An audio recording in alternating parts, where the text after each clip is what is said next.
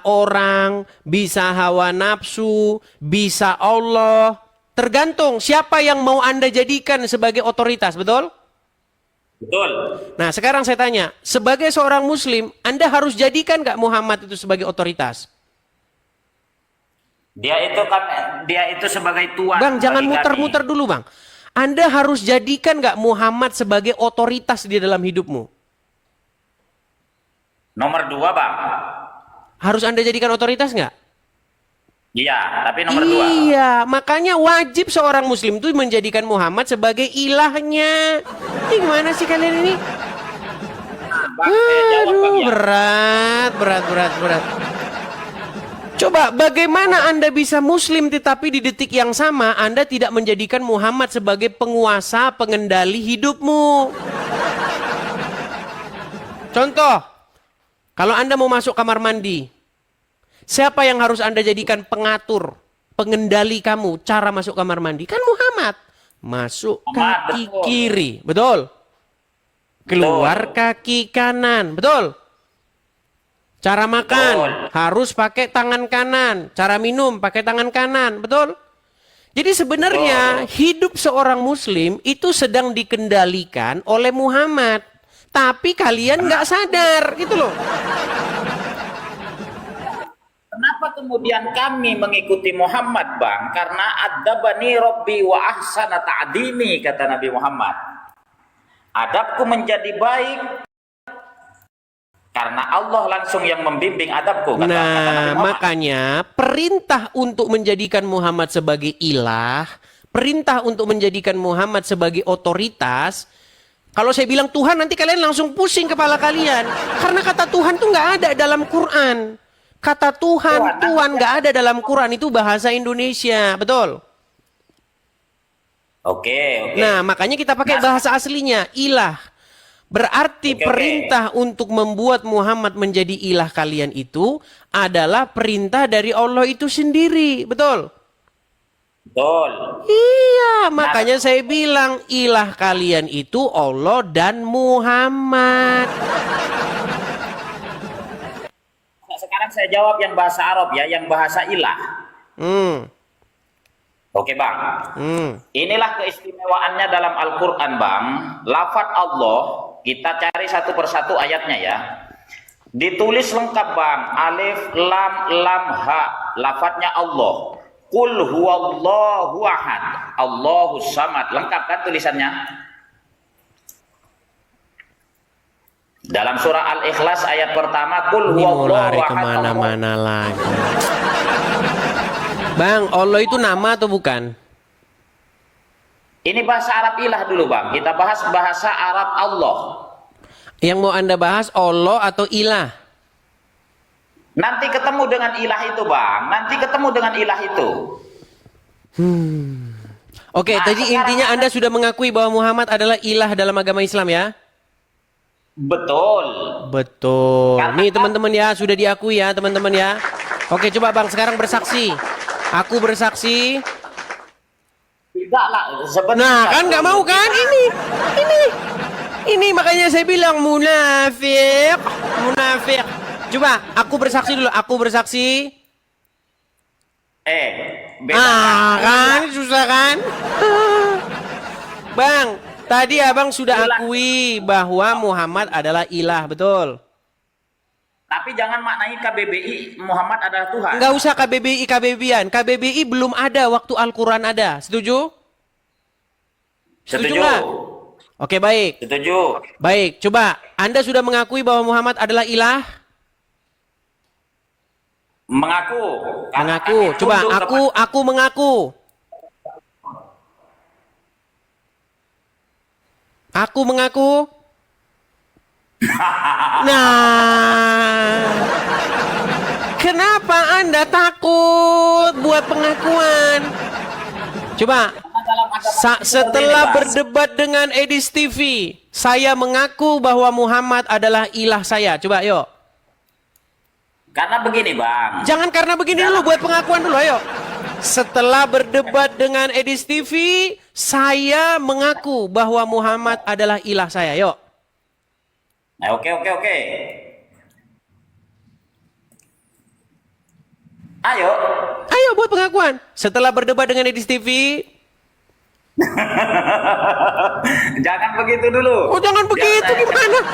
Anda sudah mengakui kok, bagaimana? Gimana? Bang, makanya ketika saya bilang bahwa Muhammad itu ilahnya orang Islam, Tuhannya orang Islam, jangan keburu-buru membantah. Itu keluar dari mulut seorang yang mempelajari agama Islam 13 tahun. Sebenarnya begini, Bang. Sebenarnya begini, Muhammad itu karena dialah maja al-Islam ma'a Muhammadin. Agama Islam itu datang bersama Nabi Muhammad. Makanya kenapa kami tak tunduk kepada Muhammad? Karena Muhammadlah Nabi dan Rasul terakhir kami yang membawa agama Islam. Oke, Ya, ketika seseorang menundukkan diri kepada hawa nafsunya disebut mempertuhan nggak? mempertuhan Oke, hawa ketika nafsu. seseorang menundukkan diri kepada Muhammad berarti Beda-beda konteks, Bang. beda. Inilah saya bilang standar ganda.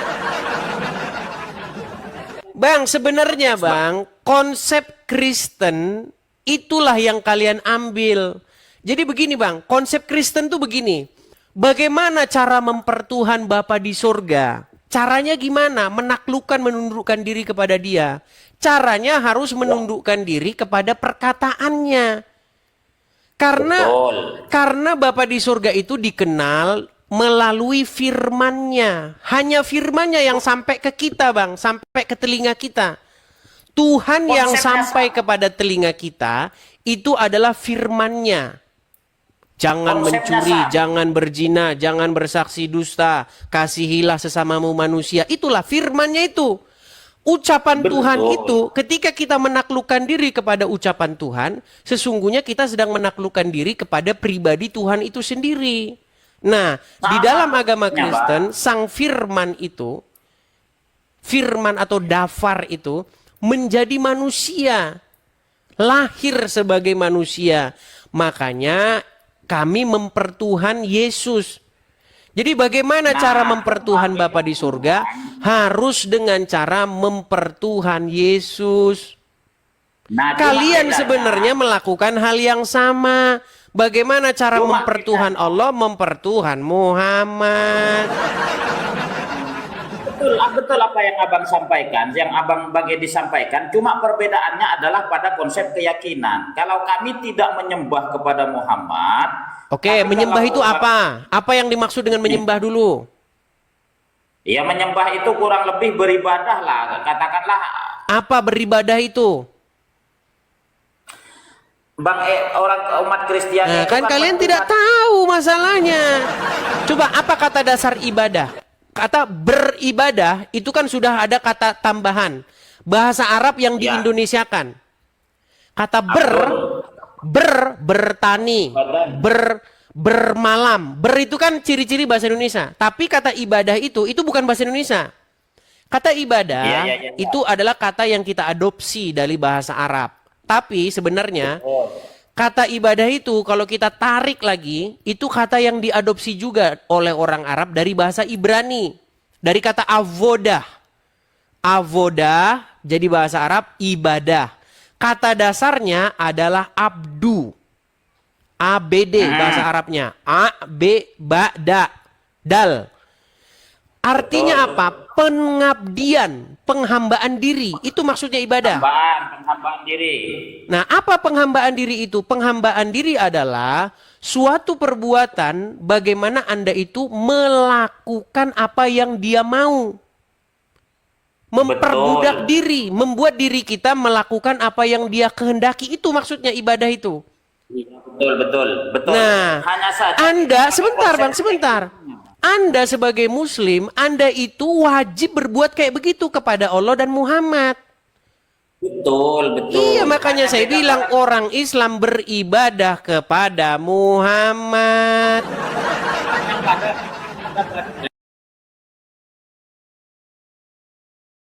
Yesus adalah firman Allah, ya, firman Allah yang menjadi manusia atau dialah Allah yang menjadi manusia. Kalau kami beda. Baik. Dia adalah utusan. Baik. Baik, saya akan tunjukkan bahwa sebenarnya itu ada di dalam Al-Quran Anda. Anda percaya nggak bahwa Isa itu adalah rohnya dan kalimatnya? Yang saya ketahui bahwasanya Isa itu adalah nabi. Ya, tapi dia bukan hanya sekedar nabi di dalam. Bentar.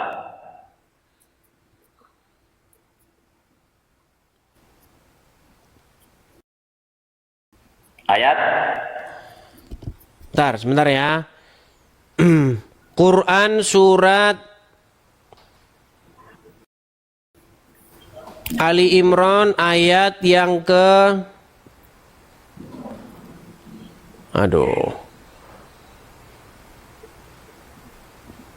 Bentar ya, saya cari dulu ayatnya ini.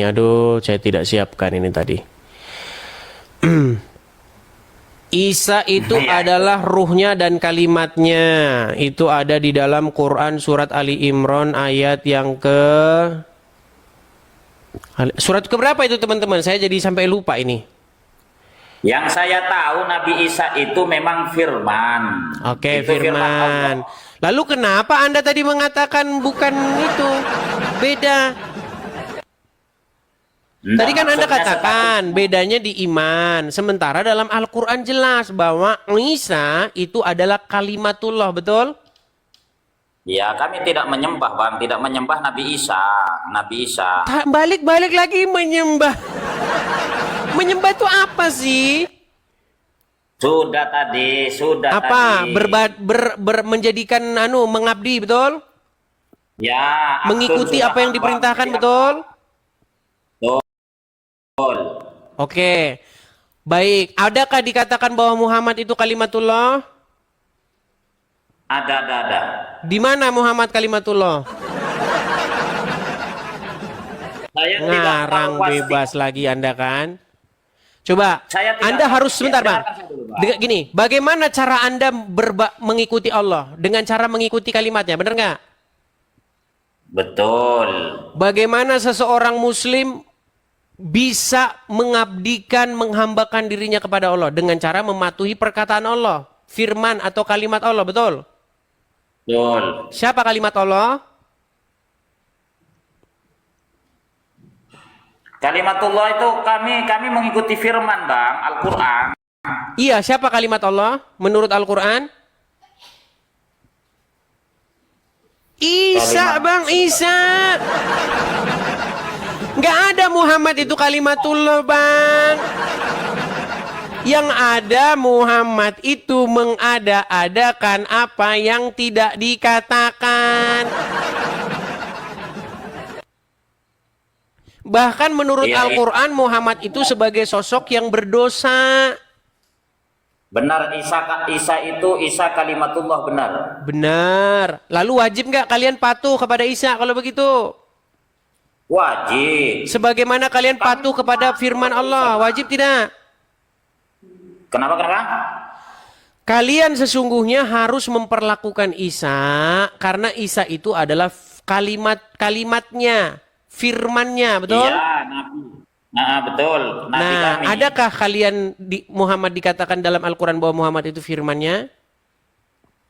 Tidak ada. Tidak ada. Bahkan Muhammad dikatakan dia berdosa, betul? Muhammad berdosa enggak, Bang, menurut Al-Quran? Nabi Muhammad itu adalah nabi yang dimaksum, yang tidak dikenai Bukan itu dosa. pertanyaan saya. Muhammad menurut Al-Quran berdosa enggak?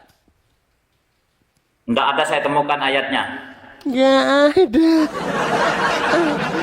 Nabi Muhammad itu adalah nabi yang dimaksum, nabi yang tidak bisa dikenai dosa. Baik, coba abang buka Quran surat Az-Zumar. Tar.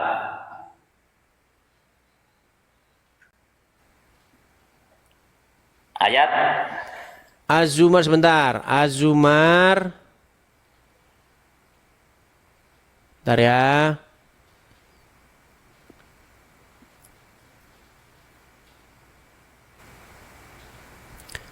Sabar teman-teman. Aduh, tidak saya bukukan. Jadinya saya ini kalau masalah ayat ini saya nggak hafal, ada di mana-mana dia teman-teman ya. Bang Edis pun sama Alkitabnya pun juga enggak tahu, enggak hafal. Ya, saya itu tidak ngerti posisinya ada di mana, Bang. Oh, Posisinya ada di mana, tapi kalau bunyi ayatnya saya tahu. ini Bang Edis mulai tadi nyerang saya ya. Nanti saya bisa balik tanya enggak? Bisa, Bang. Di Quran Oke. surat berapa itu, teman-teman? Nah, teman-teman juga tidak tahu.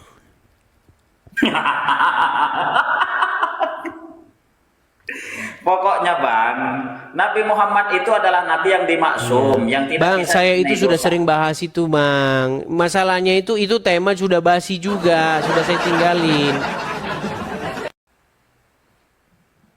Ya sudahlah, pindah tema lah kalau begitu. Sebentar. Kita cari dulu. Quran surat berapa sih yang Allah 53 akan katanya ini, ada tippingan 53. Bukan Az-Zumar 53.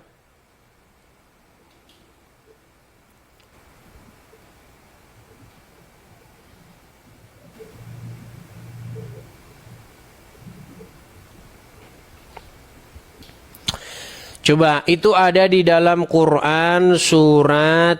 Aduh, saya ini tidak menyimpan kalau yang kayak begini-begini nih, teman-teman. Coba Quran surat berapa, teman-teman? Di kolom komentar dulu. Teman-teman juga banyak nggak tahu juga.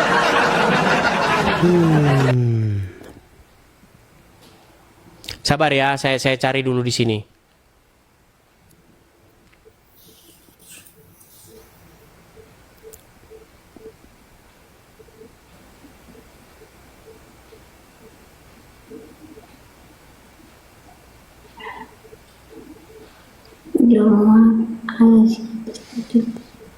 Karena banyak orang Islam tak tahu nih, teman-teman. Aduh. Oke, coba Al-Fat ayat kedua, coba. Hah? Surat Al-Fat ayat yang kedua.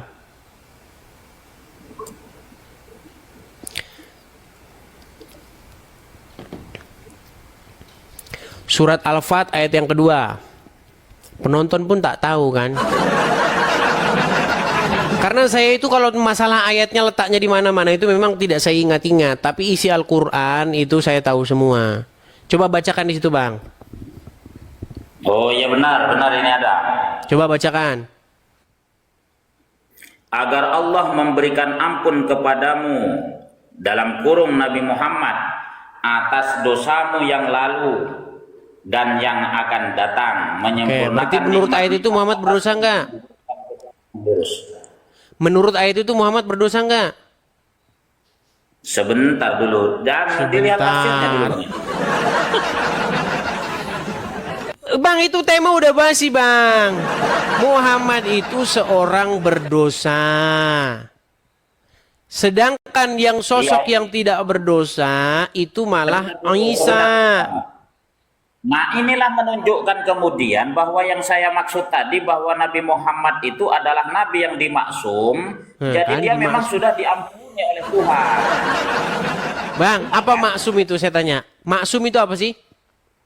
Orang yang sudah dibebaskan dari dosa. Maksum Orang itu sudah artinya terlepas dari dosa. terjaga, Bang, Itulah orang yang terjaga, suci, tidak melakukan dosa. Sementara Muhammad melakukan dosa enggak?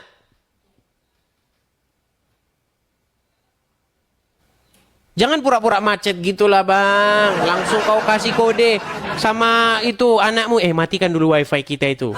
Biar nampak dulu aku macet. Jurus lama ini abang nih. Lihat nih, itu udah disuruh. Matikan wifi. Udah kasih kode dia. Yo, gimana? Udah macet ya kan? Kabur udah saya bilang.